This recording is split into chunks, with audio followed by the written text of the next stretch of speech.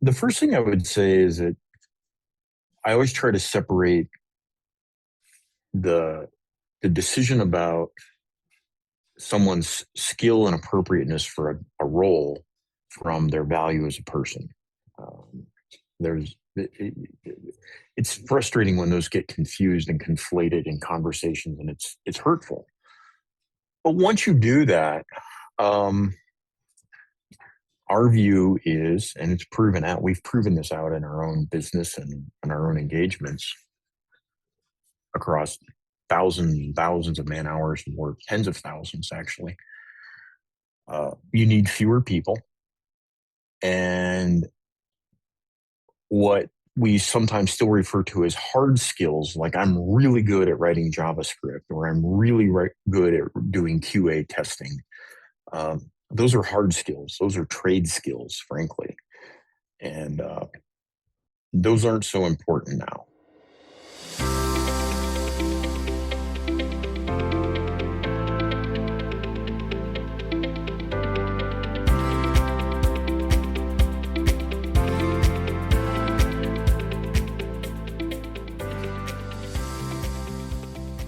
Artificial intelligence is changing how decisions are made. Wisdom determines whether those decisions serve what matters, protect what is human, and shape a future worthy of us. That is where our conversations begin. Welcome to Beyond AI, Wisdom at Work.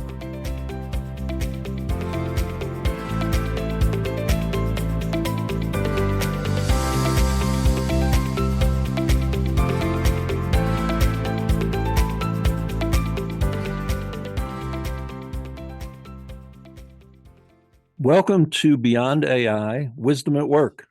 I'm Brian Gorman, your host, and my guest today is Charles Fry. Charles is founder and CEO of CODE Éxitos, a digital product studio building software and hardware products for mid-market and enterprise companies.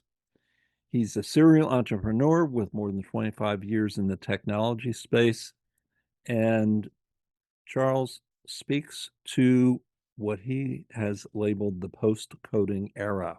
Welcome, Charles. Thanks, Brian. Glad to be here. Let's start with the post-coding era. Okay. Tell us a little bit about what that means and why that label. Sure. So my intro is probably a little shy on the 25 years of experience. I'm older than that. It's been quite a few decades in software engineering. And really, most of that time in software development has been refining the process, refining the skills, and polishing the stone, if you will.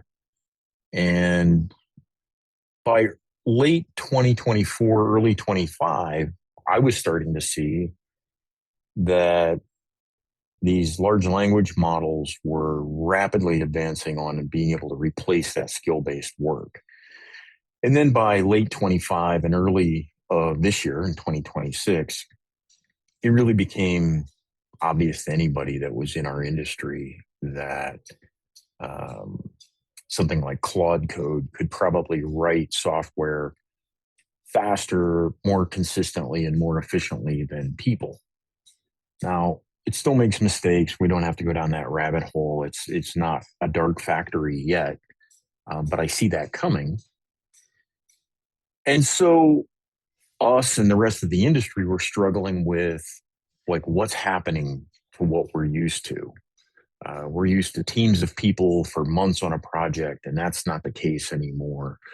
We're used to seniority, meaning that you had better skills that were refined over years, and that's not happening anymore. So I wanted to characterize the sea change, frankly, and help name it so that we could all agree that we were talking about something much different than there's a new software development tool. It's a new era. And so I settled on the post-coding era because the actual writing of code is what typifies it. But we found that AI's impact stretches across the entire spectrum of what in the trade we call the software development life cycle. Project managers, QA people, UI designers, people who wouldn't necessarily consider themselves coders, but they're used to functioning in one paradigm up until, let's call it 2026. And now a complete redefined paradigm in 2026 and beyond that I refer to as the post-coding era. And so we refer to a pre-post-coding era.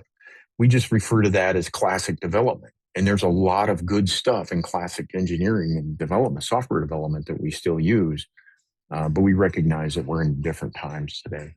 So that's the naming. A while back, maybe 6 weeks ago, I was on a career panel with people from various aspects of IT. Mm-hmm. And those of us sitting on the stools up front were all at least part-time coaches. And the question came up from a software engineer with about 20 years of experience saying, what do I do? My profession is going away. How do you respond to that question? Because I'm sure as you're making this transition or have made this transition with your own company, with your own people, there are entire sets of skills that you were very conscientiously hiring for 2-3 years ago that you have no use for anymore. You're right. And it was 2025 was a hard year. It was a heartbreaking year in a lot of ways because of those decisions that had to get made. The first thing I would say is that I always try to separate the decision about someone's skill and appropriateness for a role from their value as a person. There's it's frustrating when those get confused and conflated in conversations, and it's hurtful. But once you do that, our view is, and it's proven out, we've proven this out in our own business and in our own engagements across thousands and thousands of man hours of work, tens of thousands actually. You need fewer people. And what we sometimes still refer to as hard skills, like I'm really good at writing JavaScript or I'm really good at doing QA testing. Those are hard skills. Those are trade skills, frankly. And those aren't so important now. Before you and I were chatting earlier about, the auto industry in the 80s when welders suddenly found that robotic welders were taking their jobs. And it's true. There's no way to sugarcoat it.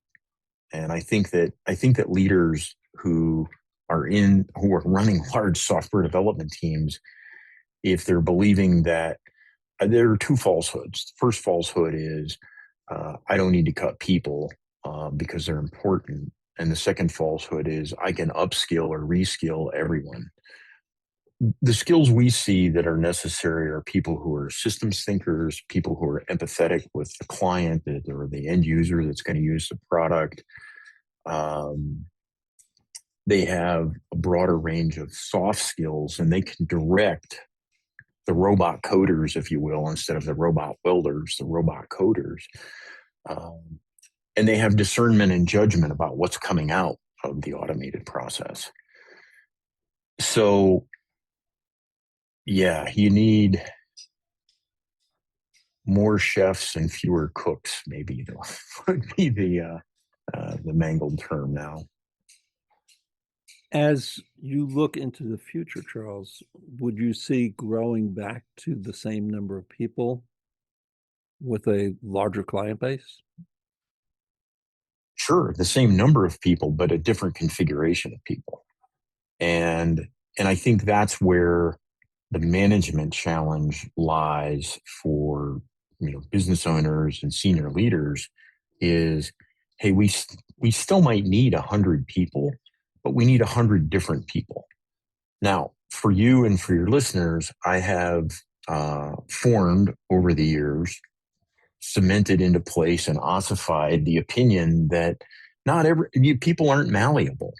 Um, some people I know, I'll stick in my industry, they really like to code.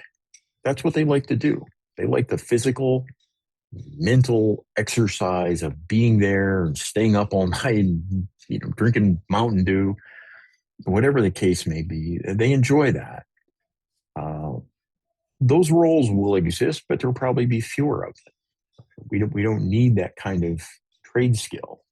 And I think for people in the software industry, it's pretty heartbreaking to think that what 5 or 10 years ago you were sort of the chief wizard of C# or something in your company, and to find that that's been commoditized or automated through these AI models. That's hard mental territory to navigate, just like the union welder in 1980 who watched the Japanese welding robots come in and lay down weld after weld after weld that was perfect, 24 hours a day, 3 shifts a day. It's hard. It's hard space. So I don't know if I'm answering your question. I don't think it's fewer people, but it's definitely people of a different configuration. And so I use the mental model of I have 100-person team who's building software for my enterprise. Today, if that team was built up over the last 15 years and those people have been with the company, I would make a standing bet before I walked in and talked to any one of those 100 people that 50 to 60% of them could be chosen at random and dismissed without any impact if you dropped in a proven and tested AI development methodology at the same time, i.e. kind of the robot switch. And we've seen that actually play out at that scale and at those numbers. And it's both amazing and terrifying that it works. Charles, if you move out of the IT coding space, Mm-hmm. do you see the same level of impact in the broader organizational realm, or is Well, it going to vary by industry? Or well, the caveat there, Brian, is many people would say I'm not qualified to talk about the industry I know, and if I go outside of it, then it's probably an exponential reduction in my competency. There are some things that I think we see in enterprise software teams that are mappable to other areas. One that I don't think gets a lot of attention, you alluded to, I thought where we were going with your vocational presentation or the panel you were on was what about the entry level positions? And that's a real problem that we might want to discuss. The problem that doesn't get brought up is what I call the middle manager layer. And the middle managers, that conceptually, that role doesn't exist in my future view. Now, what I'm going to say is going to maybe upset some people and be controversial, but organizations are sort of built on a military model, and middle managers have the job of sort of minding to the individual contributors, right? Terms that we're used to. Now, individual contributor makes sense. I'm an individual and I've got something I have to contribute. Managers, if you talk to the young people in a company, they're like, my manager doesn't even know what I do. They don't know anything about my job, et cetera, et cetera. And in a lot of cases, that's unfortunately true. They organize reports and they I don't know what they always do. They Go to streamline meetings. processes. They go to meetings. Exactly. They go to meetings, that sort of stuff. What we're finding is that you don't need that. You just don't need that layer. And our specific example was project managers, who are kind of a microcosm, petri dish level version of a middle manager on a broad org chart, right? I keep after the team, I produce the reports, I go to meetings, I take phone calls, whatever. We don't need them anymore. Now, the people we do need, and this is the replacement for the middle manager, the replacement is a player coach. That's somebody who actually contributes output in their job. And I think that's true. I know it's true in software, but I think it also is true in the finance department or the HR department or whatever. So if I have some expertise and I have a perspective and I can use AI to produce output and I can bring my team along with me, now I'm valuable because I'm transferring some of my experience and my subject matter expertise. I've got a human connection to my team. We have some ways that we talk that we're not just talking to a machine. I think that player coach replaces a lot of what I see in big organizations as middle managers and across all job functions, because when correctly deployed, and we'll get the hang of this over the next 5 to 10 years, with AI, the work is it's much more self-organizing and self-documenting. So I don't need to get the status updates from 5 of my teams and then compile those 5 into a consolidated report for my boss, because my boss can just know what's happening on all 5 of those projects. So I think middle managers are not the place to be. Before AI becomes embedded in the organization, leaders need to ask the right questions. Where will it strengthen decisions? Where might it weaken trust?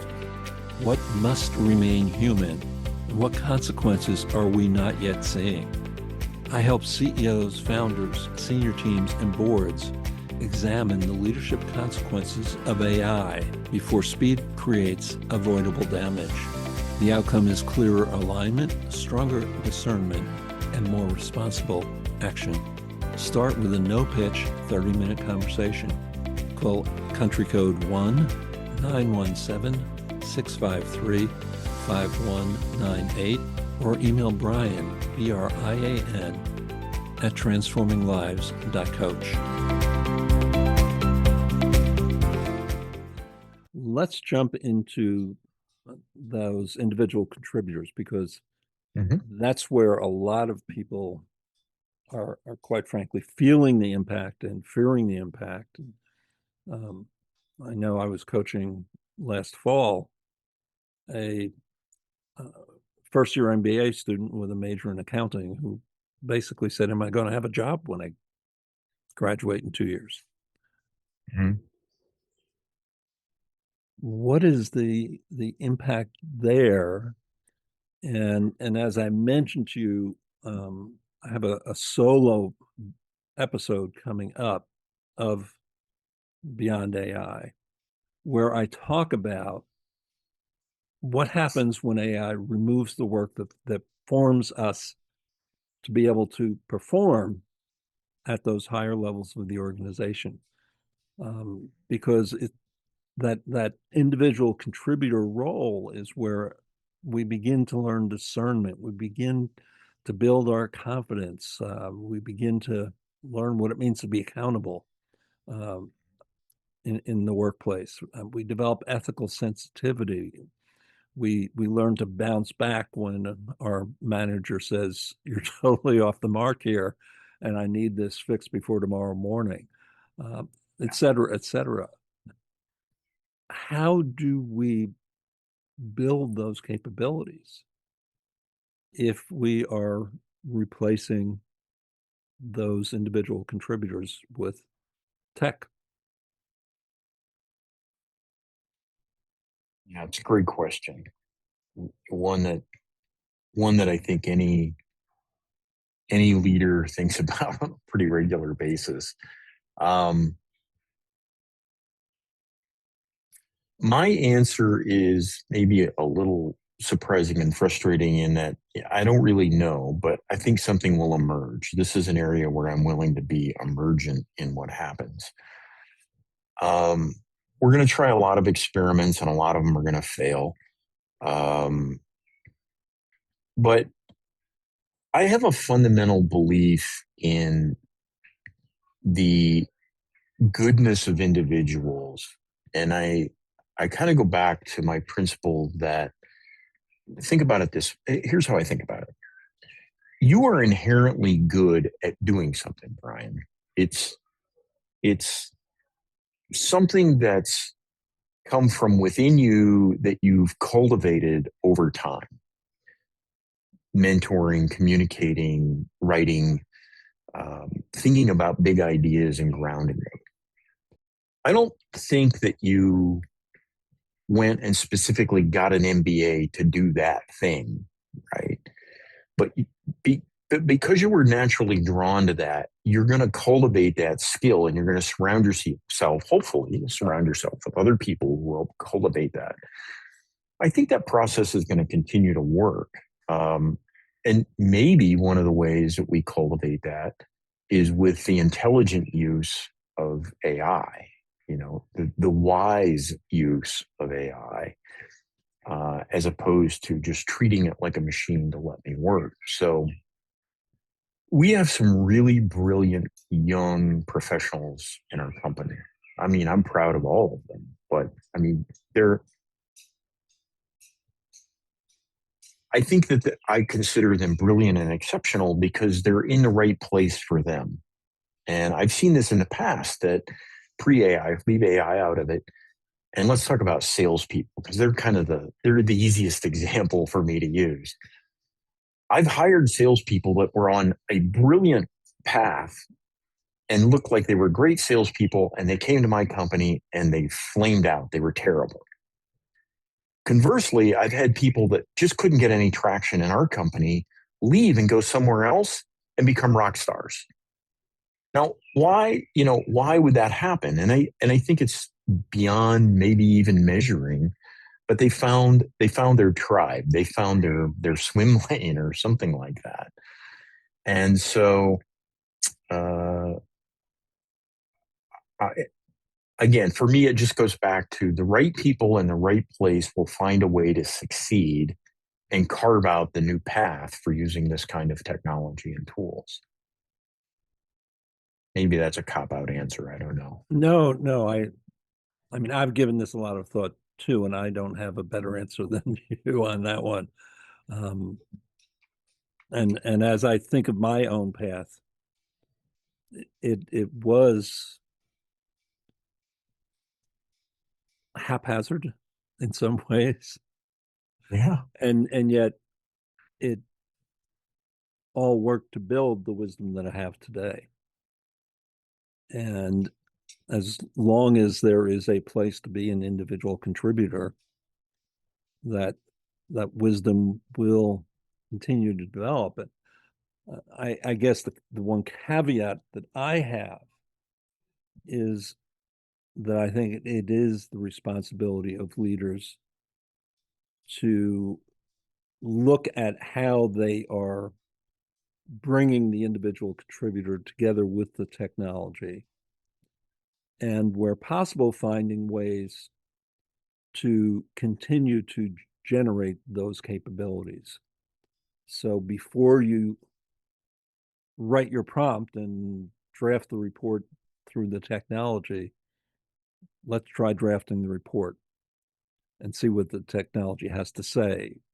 Or if you're Mhm. going to draft the report and put it through the technology, give me what the technology produces and give me your critical analysis of it. Right. So I think there are ways that we can still be intentional and maybe be more intentional than we've ever been in developing those human capabilities. I want to turn directions a little bit, Charles, Okay. because as we were talking before we hit record, I discovered that people aren't punching the 9 to 5 time clock at CODE Éxitos. Right. Can you tell me a little bit about that and what brought that shift about and how well it's working? Yeah. So it's funny you mentioned punching the time clock because we don't punch it 9 to 5, but we do punch it. We do track time. And so I gave a little company scolding a few days ago about, fill out your timesheets. But our timesheets don't have anything to do with when you started or when you did the work. That's largely up to everyone. Our view is that we're here to serve our clients, and so if the client is wants to interact with us at a particular time of day or in a particular time zone, and we're structured by the way in the Americas, so North America, Central America, and South America. So the time zones are all pretty tight. Um, so the business time zones line up. But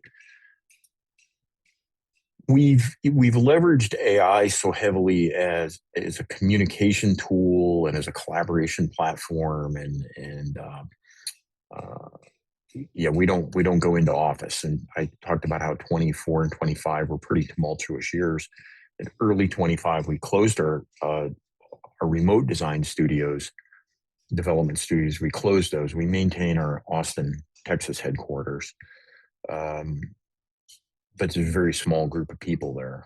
And we've fully embraced, the online work style. And it doesn't seem to be a problem for anyone. In fact, I find myself now, having an office is I think for an entrepreneur, there's a lot of ego in that. It's like, wow, I have this office and I drive up to the building and everything else. And now I find myself driving past buildings wondering, why would I want to go there every day? I was in Chicago and I'm driving down the freeway and I'm thinking, oh, what a horrible thing it must be to have to go to that building every day. So we haven't found any negative of being fully distributed. I don't know how much of it's AI related and how much of it's just cultural for us. But the work gets done. The clients are happy. The team's happy. I can't think of an incident. I can't forget incident. I can't think of an example where it's been a problem. I don't know if it was you that I mentioned this to, but I was talking to our CTO, one of my senior partners, yesterday, and he said, "Oh, by the way, just so you know, Thursday I'm going to be in Bogota, Colombia, and I'll be working from there for a while." And I'm like, "Well, okay, it's a long way from Ann Arbor, Michigan, but sure, why not?" I mean, um, our clients just don't care at this point. And when we were talking about this before, we were not just talking about geography, but we were talking about time of day. And I was bringing all of this up because for me, the 9 to 5 is out of date, for lack of a better Yeah, term, no, for for sure. for for those of us who are knowledge workers. And my best time of day is early morning, and then if we're going into later afternoon, which is when we're recording, Hmm. I get a good 21-minute nap to replug myself. I don't know of any place that I worked for an employer, and certainly when I was a consultant on a client site, that would look kindly on a 21-minute nap. Right. Yeah. Yeah. The nap word, you didn't certainly didn't use that. Look, for the for anyone that's listening that cares, I'm 62 years old, so I've been doing this for a long time. And after I left the University of Michigan, I started my first company. So That was a long time ago, and I've been doing it ever since. And I've had a blast. I've been just happy and fortunate the whole time. So I've never really been wired into the structured 9 to 5 that a lot of people find themselves uh, constrained by. But I would agree that 20 years ago, the behavior pattern was a lot different. I mean, when we were on the road on consulting work, we went to a client site, we worked all day at the client, and then you ran back to the hotel to actually like check your email and do it. See, I see you laughing, Brian. You did this, you checked your email and you filled out all your other paperwork for the day. And it's just a different world. And I think honestly the young people that are defining this are a lot smarter than we were. I think they're healthier. I think they're happier, and I think they'll end up becoming wiser uh, over time because of it. Not a value judgment, but I just decided that, hey, why don't we just take this to the logical extension and see? And it goes back to the people in our company are they're responsible, they're accountable. Like we don't have discipline problems, we don't have motivation problems because those are intrinsic values that they have. And so if they're working with a client and that client needs extra time, then that client gets extra time. Um, they always get the value they were expecting, but we just don't. Time of day and day of the week have become largely irrelevant for the way we work. And I think, by the way, I think there's a lot of biological evidence to support that. Um, I'm a morning person as well. Got my little crazy aura ring on here, and it even flags me as being an early morning chronotype. And so I think there's a lot of biological and scientific evidence to support the fact that there are two things that went into building companies the way they're built, sort of the classic style. My understanding is we have a military management structure, so it's very hierarchical. We get that from the military. And we have this idea of 5 8 hour shifts, which comes from the Industrial Revolution and the factory. And we're not factories, we're humans. And so, and we're not fighting to defend the country or preparing to fight to defend the country. So we're not the military either. And so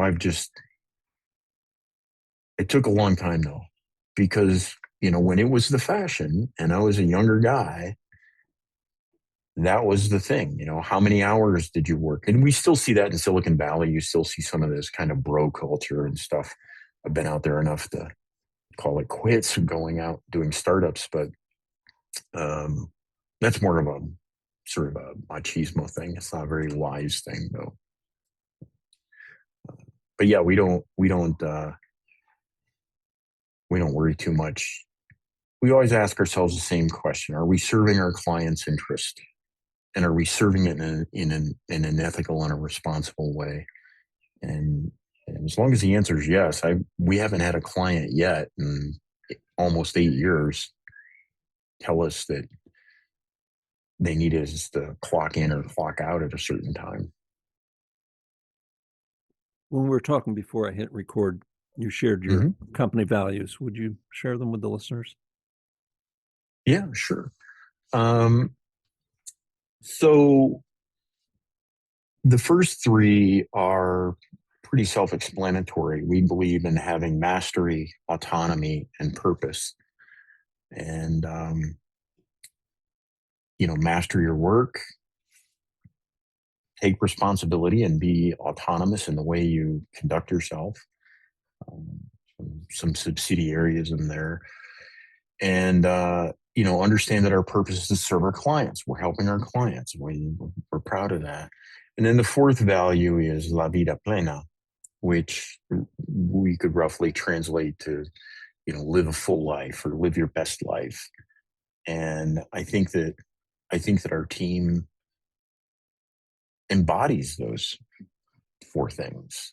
Um, when Juan Carlos says he's heading off to Bogota, with 24 or 36 hours notice, I'm not particularly worried about, oh, are you going to get your work done, or have you told your clients? Because I know those things have been done. And so, yeah, that's what we hang the company on, those four values.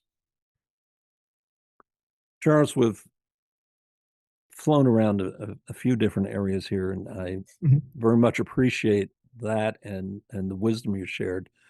Before we wrap up, last thoughts for our listeners. For me? Well, our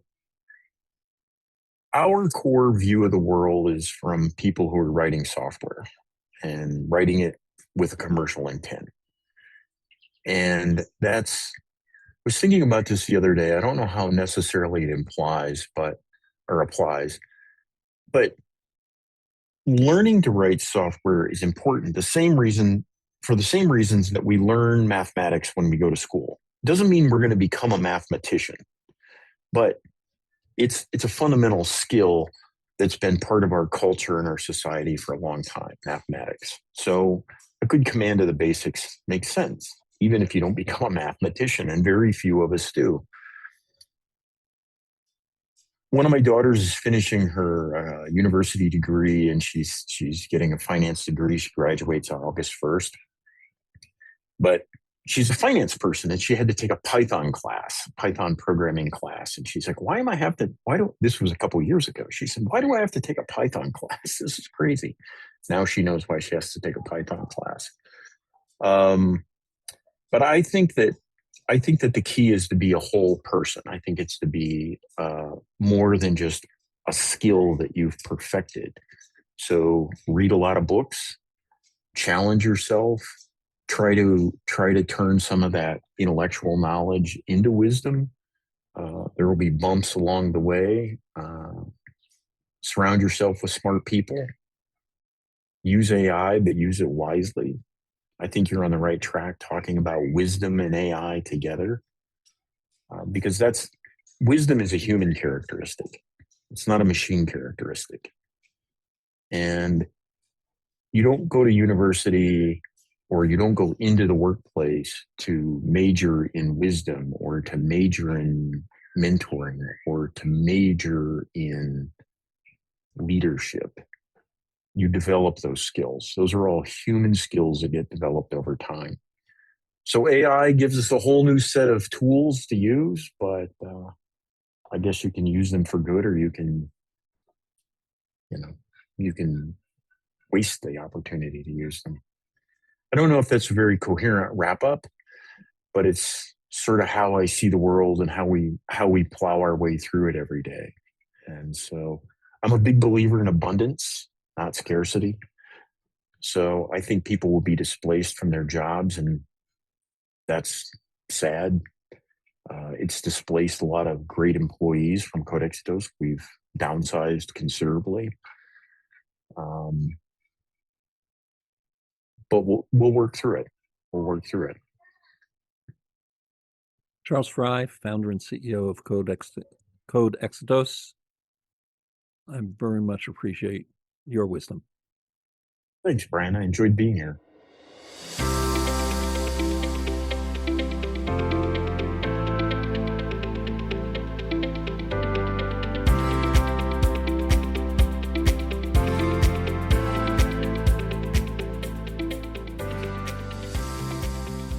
AI may give us faster answers, but the deeper work is still ours, choosing wisely, leading humanely, and shaping workplaces worth belonging to. If anything in this episode connects to what you or your organization is facing, reach out. I'd welcome the conversation. I'm Brian Gorman, and this is Beyond AI, Wisdom at Work.